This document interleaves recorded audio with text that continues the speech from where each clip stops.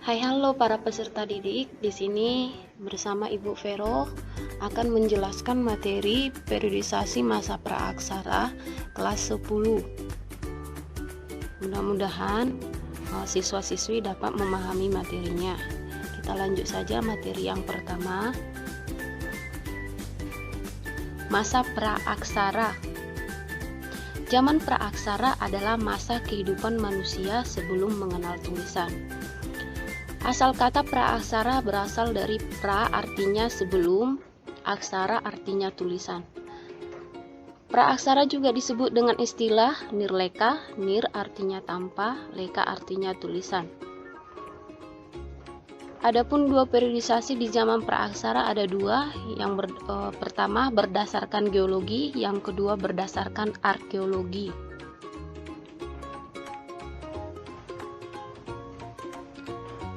Periodisasi masa praaksara. Berdasarkan geologi artinya adalah periodisasi masa praaksara mengacu pada umur lapisan bumi.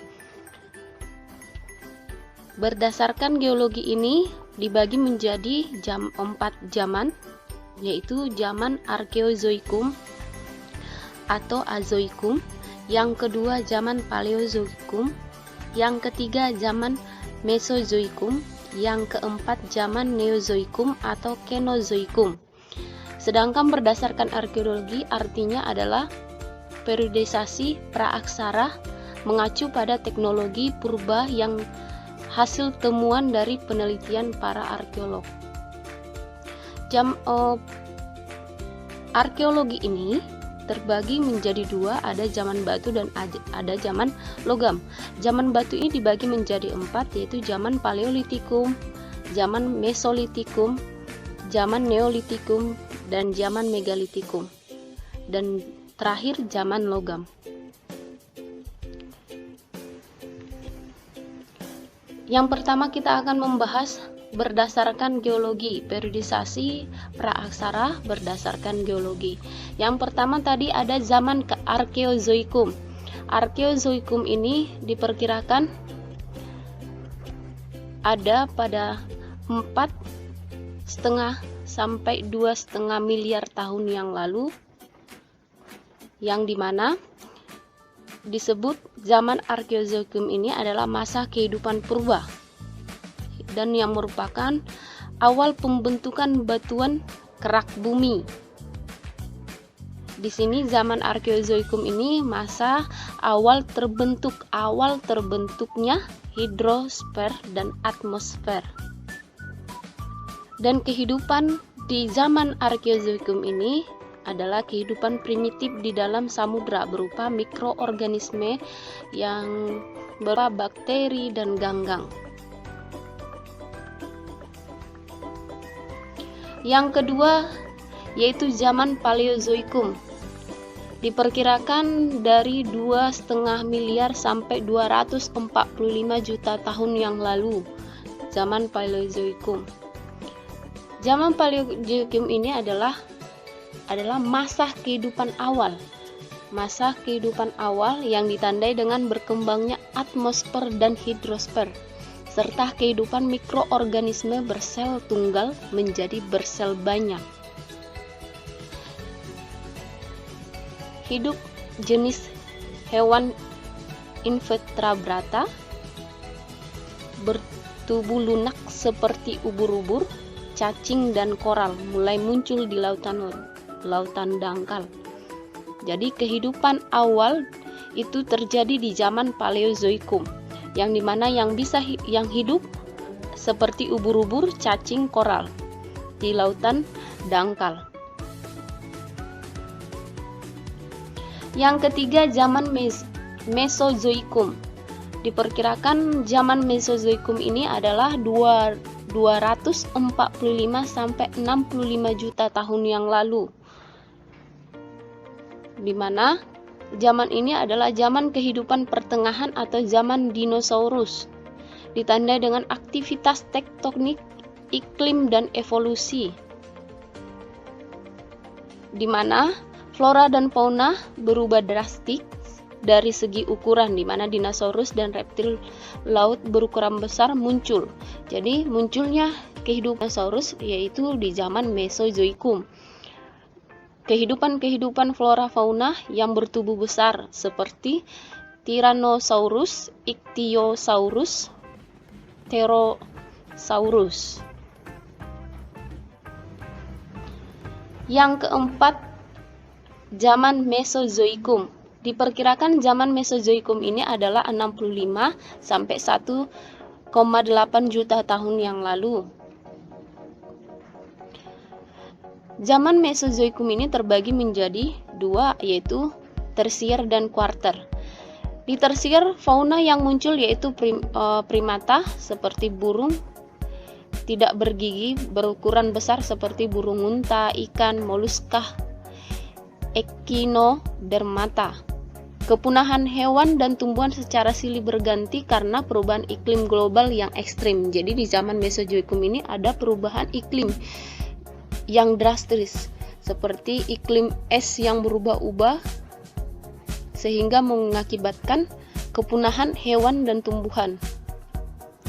Sedangkan di masa kuarter terbagi menjadi kala Pleistosen yang diperkirakan Pleistosen ini dari 1,8 juta sampai 10.000 tahun lalu, sedangkan Holosen 10.000 tahun lalu sampai sekarang. Di kala Pleistosen terjadi sekitar 5 kali zaman es atau zaman glasial. Kehidupan pada masa praaksara di Indonesia dimulai pada zaman ini yang ditandai dengan kehadiran berbagai jenis manusia purba. Jadi kemunculan manusia purba adalah di zaman Mesozoikum yang di kuarternya. Selanjutnya, setelah kita membahas berdasarkan geologi, kita akan membahas berdasarkan arkeologi. Berdasarkan arkeologi, kita perhatikan zaman batu. Zaman batu tadi ada 4. Yang pertama kita bahas dulu zaman Paleolitikum. Zaman Paleolitikum ini atau disebut batu tua adalah berlangsung pada zaman Pleistosen akhir sekira 600 tahun yang lalu, yang dimana manusia purba perkakasnya digunakan yang masih sederhana, alat-alatnya belum dihaluskan, masih kasar. Sedangkan manusia purbanya masih tinggal secara nomaden. Yang dimaksud nomaden di sini adalah mereka berpindah-pindah mencari di mana makanan dan menjauh dari hewan yang mengganggu mereka. Yang kedua, zaman Mesolitikum.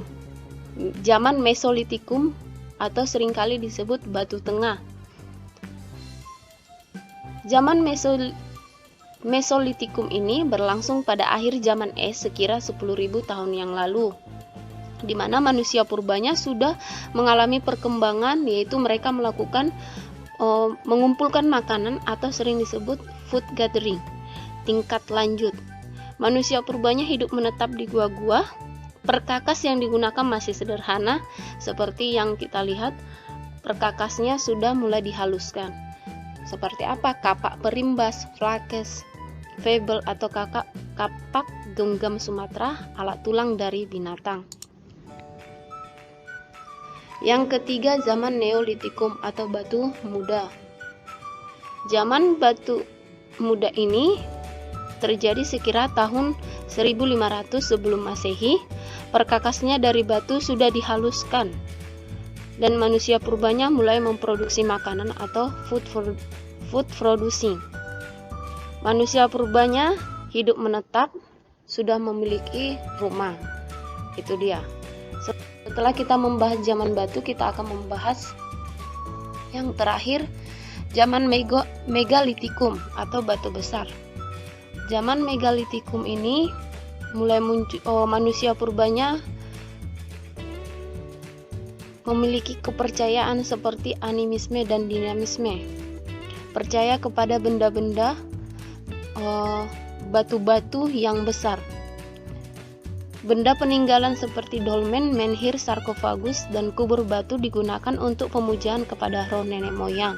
Seperti yang ada di samping kita perhatikan, itu adalah di zaman Megalitikum, batu-batu besar yang dipuja oleh manusia-manusia pada zaman Megalitikum.